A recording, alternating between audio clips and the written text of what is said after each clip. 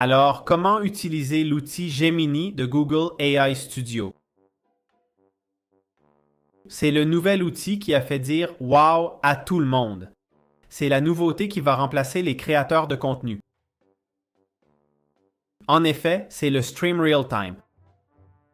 C'est un outil très utile quand on a des doutes ou des questions sur comment faire ceci ou cela. Que penser de cet outil? Est-il utile ou pas? Pour le technique, c'est très utile. Pour le créatif, ça peut donner des idées constamment. Mais il faut encore l'améliorer, c'est clairement expérimental pour le moment. Comment l'utiliser? On va dans Select Video Source, puis Screen ou Caméra pour filmer.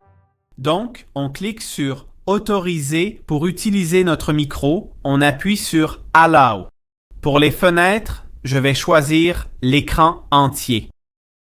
On va essayer de ne pas partager d'infos privées, car Gemini nous a prévenu qu'il utilisera toutes les infos à son avantage, donc il faut être prudent. Ensuite, on clique sur Partager. Maintenant, Gemini devrait pouvoir voir l'écran, non? Je vois Google AI Studio avec la page Stream Real-Time ouverte. Il y a un bouton Stop Sharing en bas indiquant que l'écran est partagé.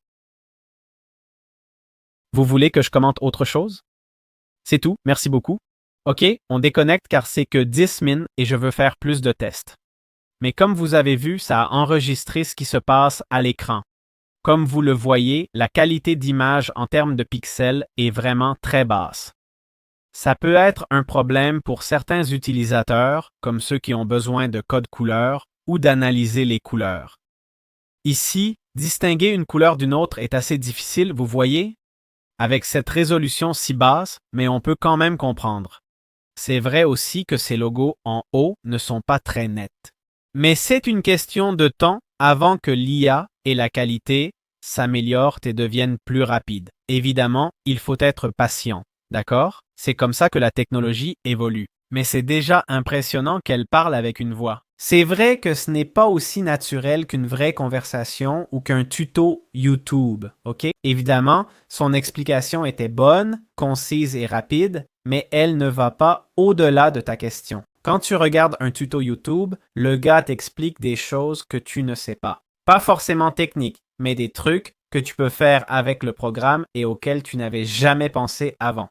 Donc, il y a deux options. Soit on s'habitue à utiliser ces outils différemment en demandant ce qu'on pourrait faire d'autre, même si pour l'instant, je dois dire, les réponses sont très basiques, mais je pense qu'à l'avenir, ça peut s'améliorer. Je ne sais pas jusqu'à quel point, ok? Je considère que c'est un défi. Je pense que Google s'est mis dans un sacré pétrin. Je leur souhaite bonne chance car le projet a l'air prometteur.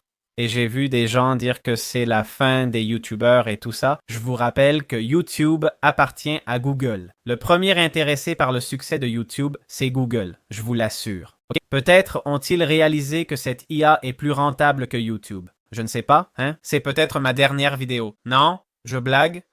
Bref, j'espère que ça vous a plu et voilà.